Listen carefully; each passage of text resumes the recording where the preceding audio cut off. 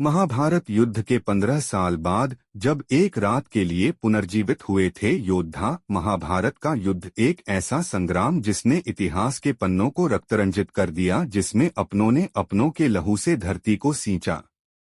इस युद्ध के 15 साल बाद एक अद्भुत घटना घटी।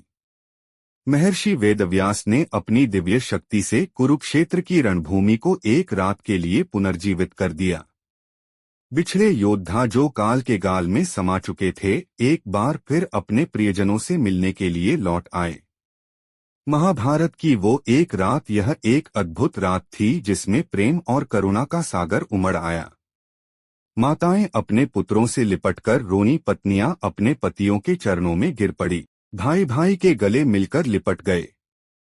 हर आंख में आंसू थे, हर हृदय में प्रेम की ज्वाला धधक रही थी।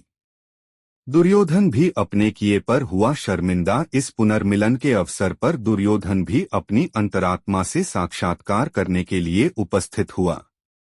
उसने द्रौपदी से मिलकर अपने कुकर्मों के लिए क्षमा मांगी।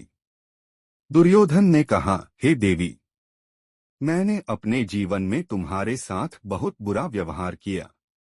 तुम्हारा अपमान करने के लिए मैं अभी तक लज्जित हूँ, लेकिन यह द्वेष, ईर्ष्या सब जीवन तक ही थी।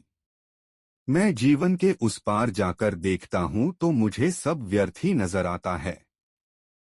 दुर्योधन के यह शब्द हर मनुष्य के जीवन का अंतिम सत्य हैं। जब हम मृत्यु के द्वार पर पहुँचते हैं तो हमें अपने जीवन की सारी व्यर्थता का ज्ञान होता है।